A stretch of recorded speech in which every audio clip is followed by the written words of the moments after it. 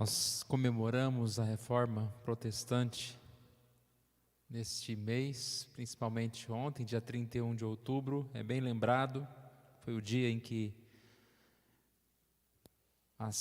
Lutero afixou na porta da abadia de Westminster as 95 teses. E nós queremos mais uma vez nessa noite estar falando um pouquinho sobre o que é o causador da reforma. É o próprio Deus, por intermédio da sua palavra. Vamos fazer a leitura apenas de um versículo, 2 Timóteo 3,16. 2 Timóteo 3,16 nos diz: toda a Escritura é inspirada por Deus e útil para o ensino, para a repreensão, para a correção, para a educação na justiça. Curva a sua cabeça, vamos orar mais uma vez. Pai querido, obrigado porque o Senhor é o Deus que age na história, produzindo avivamento, produzindo retorno à Tua palavra, ó Deus. E que esta reforma seja algo que aconteça sempre nas nossas vidas, sempre na Tua igreja, ó Deus. Que o Senhor esteja nos abençoando para que possamos cada vez mais aproximarmos a nossa vida da Tua palavra e assim, ó Deus, vivermos o Teu agrado e assim, ó Deus, nos aproximarmos da Tua presença. Nós oramos, ó Pai, te pedimos por isso em nome de Jesus. Amém. A situação na época de Lutero estava muito difícil, um afastamento da palavra de Deus e uma religiosidade sem santidade, sem verdade bíblica. Interessante como às vezes não necessariamente a falta de avivamento está relacionada com a igreja diminuir. Em muitos momentos a igreja está crescendo, a igreja está se multiplicando, mas a falta do avivamento, porque quase que na mesma proporção que essa igreja está crescendo, ela está se afastando da palavra, está se afastando da verdade. Se a gente olhar para essa história passada, enquanto a igreja foi perseguida, lá desde Atos, ela começou a crescer e se espalhar. Mas um pouquinho na frente da história, em Constantino, quando ela se torna uma religião oficial, ela foi crescendo e ela foi enriquecendo e ela foi se afastando da verdade de Deus. E quando nós falamos que Lutero afixou na porta da abadia de Westminster as 95 teses, ele não queria simplesmente destruir, afastar-se da igreja. Seu coração, ele queria reformar, ele queria conversar com a liderança. Mas não teve ouvidos. Ele foi excomungado e assim, novamente que eu disse, a perseguição fez com que a igreja começasse a crescer em vários lugares. E esse desejo de voltar-se à palavra, novamente voltou e nós comemoramos sim, porque tudo aquilo que é história, tudo aquilo que faz parte do mover de Deus na história deve ser comemorado. Na quarta-feira nós terminamos o livro de Ruth e Esther. Obrigado. Eu e meu reflexo da memória. O livro de Esther. Se você quiser, todos os estudos foram gravados, graças a Deus nós temos todo o estudo gravado. Então você pode entrar lá no YouTube da igreja de PB Jardim Maringá e assistir os estudos. E nós vimos lá no final do livro de Esther uma festa, a festa do Purim. Essa festa não foi apenas a festa comemorando o que tinha acontecido naquela época, mas foi uma festa que foi ordenada a ser repetida anualmente para lembrar todas aquelas pessoas do livramento de Deus. Um homem mau chamado Amã simplesmente fez um decreto dizendo que todos os judeus deveriam ser mortos, um extermínio. Mas Deus não permitiu que isso acontecesse. E por meio de um grande livramento, aqueles irmãos não só conseguiram sobreviver, mas tiveram vitória sobre seus inimigos. Esther e Mordecai, judeus, passaram a ser pessoas importantes na história. E no nosso estudo de quarta-feira, nós falamos isso, como é importante comemorar as coisas boas. Comemorar não é simplesmente com uma forma de não lembrar do que está se fazendo, como uma festa simplesmente, mas falando sobre os acontecimentos e trazendo à memória, assim, todas essas coisas. Por isso é importante nós lembrarmos dessa época de Lutero e também podermos entender que o que Deus fez foi levar as pessoas a retornarem à palavra de Deus. Eu queria falar nessa noite sobre essa necessidade de buscarmos a palavra, de estudarmos a palavra, de entendermos a palavra de Deus. A palavra de Deus é a única verdade, a verdade perfeita.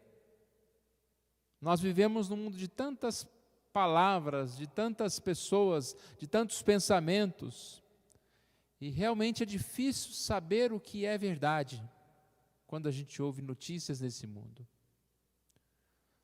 Mas nós temos um refrigério tão grande quando a gente está aqui na igreja e ouve a palavra de Deus, e tudo que ela diz a gente não precisa questionar.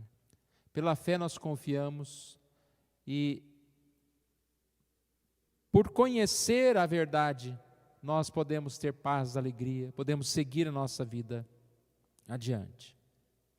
Somente a Escritura é um dos 5 solas, o primeiro, nós falamos domingo passado um pouquinho sobre o último. E quando a gente estuda essa palavra somente a Escritura, eu quero dizer que alguns equívocos podem ser levantados aqui. Primeiro, é a pessoa interpretar mal esse somente a Escritura, entender que ele só quer dizer somente eu e a Bíblia. Nós estamos estudando de manhã sobre os desigrejados, Então esse texto aqui cairia bem para um desigrejado. Somente a Escritura, realmente, não precisa de igreja. Só eu e a Bíblia é suficiente. Mas o que somente a Escritura quer dizer não é somente eu, o individualismo do eu e a Bíblia, mas ele quer dizer que somente a Escritura tem autoridade perfeita, infalível. A única autoridade perfeita. A Bíblia não é a única autoridade, mas é a única autoridade infalível. Ou seja, nós entendemos que os homens falham, que a igreja como instituição ela erra, mas a Bíblia nunca erra. E aí a gente vê também um erro que pode acontecer no outro extremo, quando a pessoa entende que os credos, as confissões, a liderança humana está no nível das Escrituras ou acima das Escrituras. Isso é um equívoco muito grande também. Porque, em primeiro lugar, está a verdade bíblica. E a igreja está se afastando da verdade quando ela acredita que o que um homem fala, o que uma autoridade evangélica, cristã ou católica fala, é mais importante do que a Bíblia. Um outro equívoco pode estar na má interpretação de uma frase muito dita nessa época, a igreja reformada sempre reformando. Entender que esse reformar aí é reformar a Bíblia. Reformar aqui é reformar o meu coração. Ou seja, é a ideia que nós temos que estar sempre atentos e não abandonarmos as verdades bíblicas.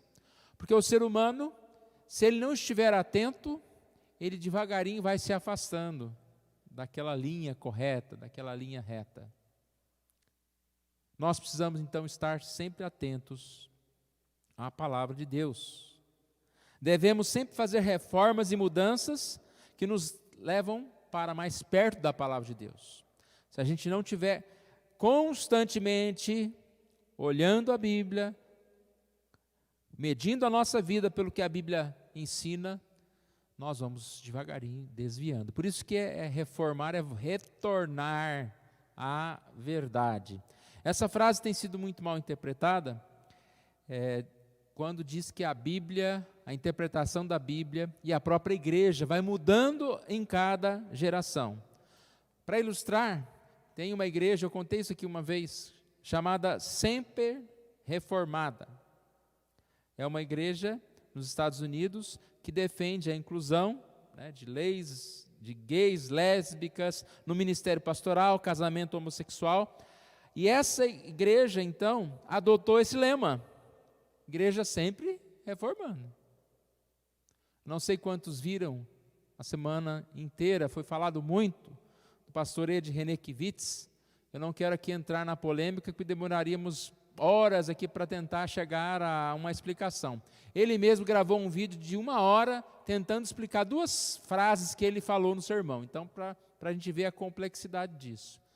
Mas o que ele falou dá muito a entender que ele está falando a respeito dessa reforma da Bíblia. Então ele usou alguns termos estranhos. Eu vou ler aqui uma partinha do que ele falou. Foi no culto domingo passado, dia 25.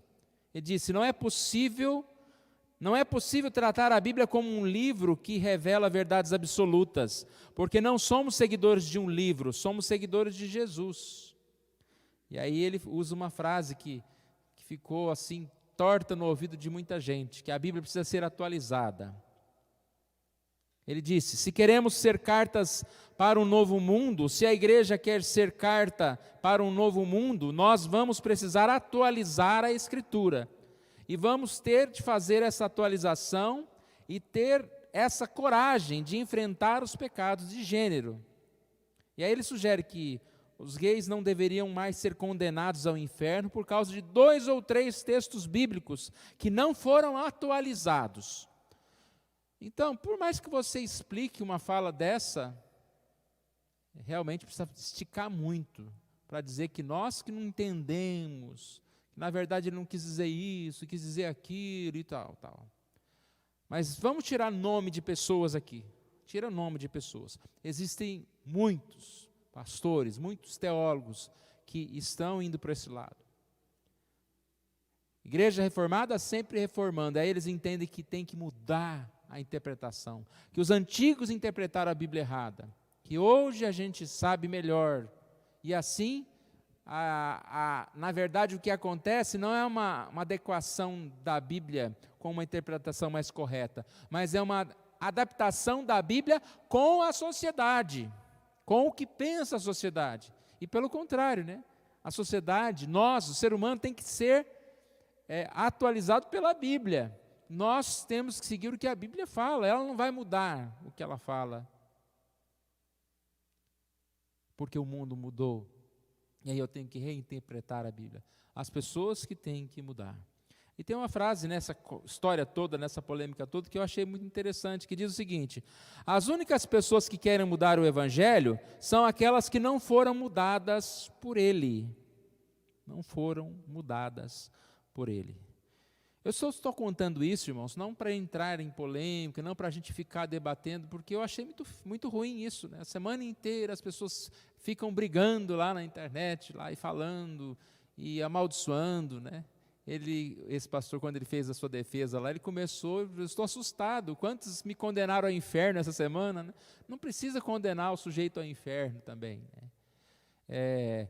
Eu acho interessante uma frase de Spurgeon que diz o seguinte: defender a Bíblia, eu preferia defender um leão, deixe-na por conta própria. Ou seja, a gente tem que falar a verdade, mas a Bíblia, ela não precisa da nossa defesa nesse sentido de que você deve ficar insistindo em alguma coisa. Você fala a verdade para alguém que não quer entender a verdade, fala uma vez, e depois segue, fale àqueles que estão carentes da verdade. Pregue a palavra, pregue a verdade de Deus. Bom, irmãos, dito isso, ou seja, equívocos que podem ser aqui muito comuns. Falei sobre o somente eu e a Bíblia, que não é isso. A questão de reformar a Bíblia, que não é isso. Nos resta a pensar no que nós precisamos fazer. Precisamos ler a Bíblia. Precisamos estudar a Bíblia. Porque a Bíblia, como nós lemos no início, toda a Escritura é inspirada por Deus. Ela é soprada por Deus. Ela é a palavra de Deus revelada para nós. Ela é útil para o ensino, repreensão, correção e para educação na justiça. A palavra de Deus, ela é útil. Não há nada mais útil para nós do que a palavra de Deus. Não há nada mais importante para nós do que a palavra de Deus. Hoje cedo nós falamos um pouco sobre isso, porque a lição também dizia a respeito disso, nossa mensagem de manhã falava a respeito disso. E uma das frases que eu disse é: nós só podemos medir a nossa vida espiritual pela leitura, pelo envolvimento que nós temos com a palavra de Deus. Então, é fácil entender como eu estou espiritualmente. Isso vai depender do que eu tenho buscado a palavra de Deus. E aí, nessa hora, irmãos, a gente, todos nós temos que confessar que nós poderíamos estudar muito mais, poderíamos buscar muito mais, conhecer muito mais a Bíblia do que nós conhecemos. E a gente gasta tanto tempo com coisas que são tão pequenas, né? Não vou nem dizer coisas ruins, mas com coisas que não trazem, não acrescentam nada à nossa vida, enquanto a gente tem a palavra de Deus para nos ensinar, uma palavra que é viva e eficaz. Precisamos ler a Bíblia. Primeiro aqui, rapidamente, 5 motivos por que precisamos ler a Bíblia. Porque ela é a palavra de Deus. Várias passagens, a própria Bíblia diz que ela é a palavra de Deus. Ou seja, ela nos coloca na presença de Deus. É através dela que Deus fala conosco, pela presença do Espírito Santo de Deus. Em segundo lugar, ela é fonte de proteção e poder. Quando nós estamos alinhados, quando nós estamos próximos da palavra de Deus, a nossa confiança cresce, a nossa fé aumenta. Nós temos proteção para as batalhas da vida. Repare quando você passa por uma dificuldade e você está distante de Deus. Você fica desesperado. A primeira coisa que você pensa, isso aqui é um castigo, né? Porque eu estava afastado de Deus. E muitas vezes pode até ser mesmo.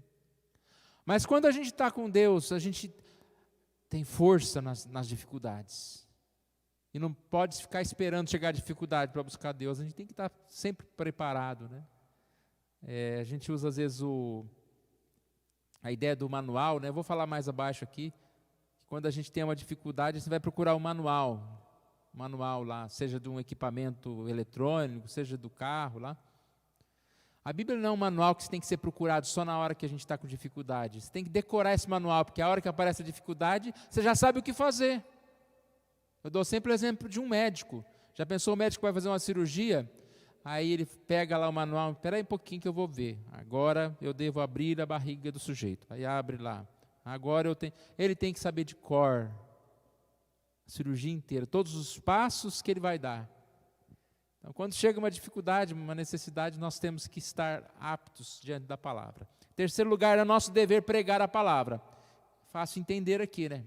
Como você vai pregar alguma coisa que você não conhece, se você nunca estudou a palavra, o que você vai falar? O que você tem a falar? Precisamos pregar, é um chamado. Por isso nós precisamos conhecer a palavra.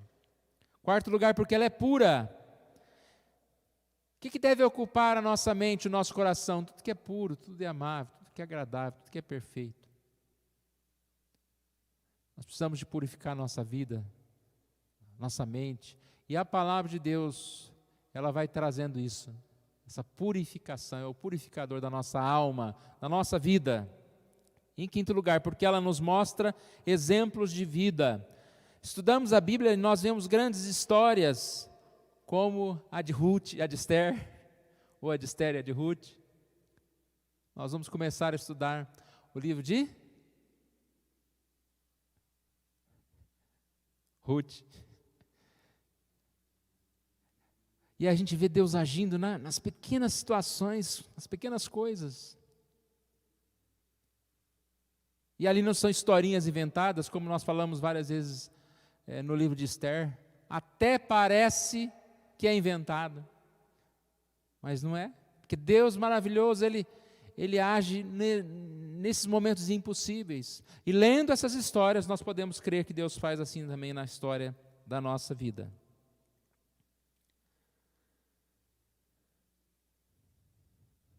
Não praticar equívocos. Não entender que é só eu e a Bíblia, mas entender que a Bíblia ela é algo que faz parte desse estudo em conjunto. Não entender que eu devo adaptar a Bíblia à minha vida, mas entender que a Bíblia vai transformar a minha vida. Eu devo adaptar a minha vida à Bíblia, e não a Bíblia à minha vida. Eu devo, então, ler a Bíblia. Precisamos ler a Bíblia. Além desses 5 motivos, eu queria falar um pouquinho sobre ler a Bíblia não como caixinha de promessas. Tem uns termos que estão ficando velhos, vou ter que mudar aqui, né? Porque eu não acho que nem tem mais caixinha de promessas, deve ter umas caixinhas assim cheias de papeizinhos com versículos, e só tem versículo bom lá.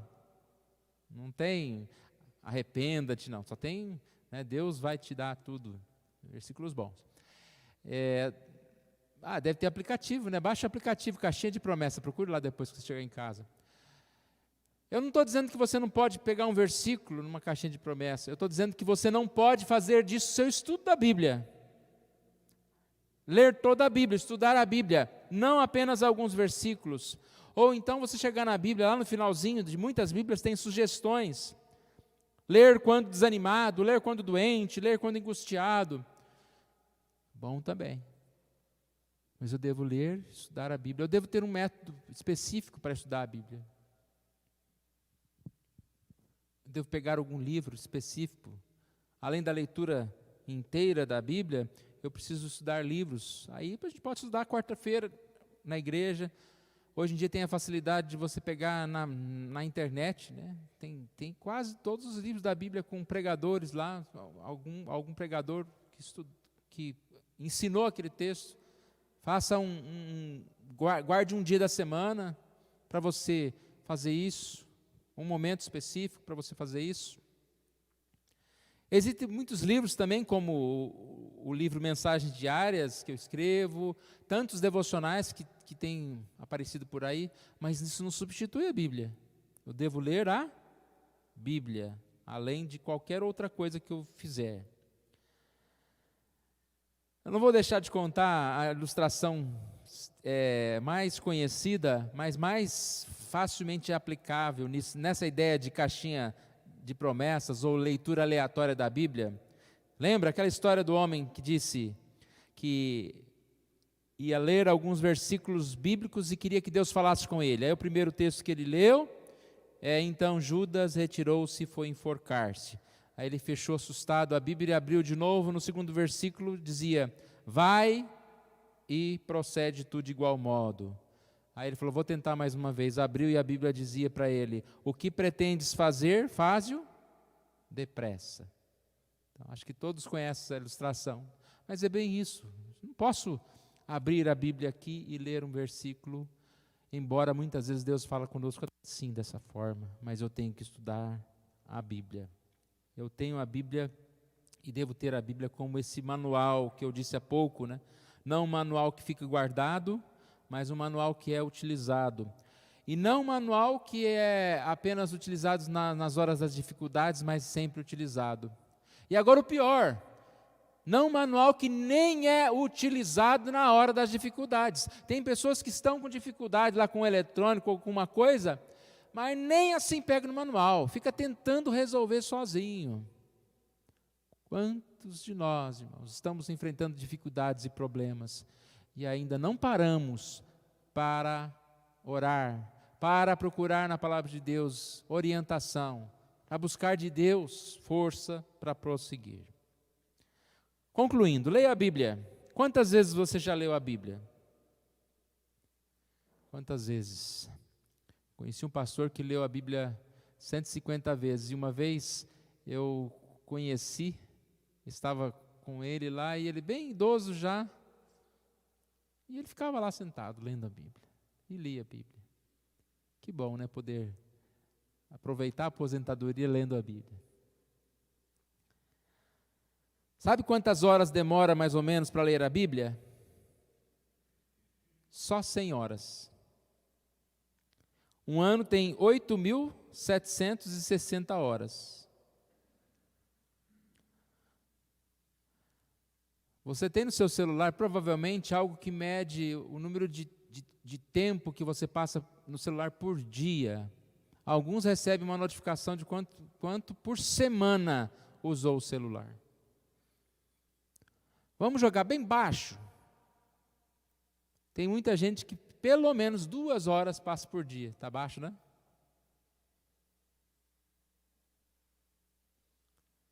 Ou seja, se você usar um pouquinho do seu tempo para ler a Bíblia, você lê a Bíblia em poucos meses. Não precisa ser nem uma leitura de um ano. 2 horas por semana, dá para ler a Bíblia toda em um ano. Só 2 horas por semana, não é por dia.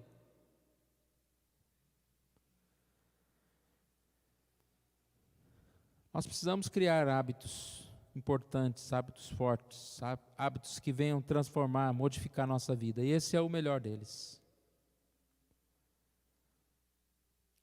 Que a gente possa meditar nisso. E mais nessa comemoração da reforma que nós estamos fazendo. Esse ano todas as comemorações praticamente não tem festa, né, não tem bolo, mas a comemoração no sentido de estar relembrando, de estar pensando em algo que aconteceu, que nós possamos comemorar a reforma,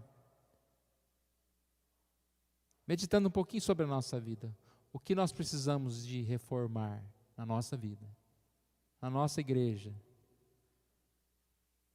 e que possamos comemorar essa data fazendo um compromisso, aumentar o tempo de estudo, de leitura da Bíblia.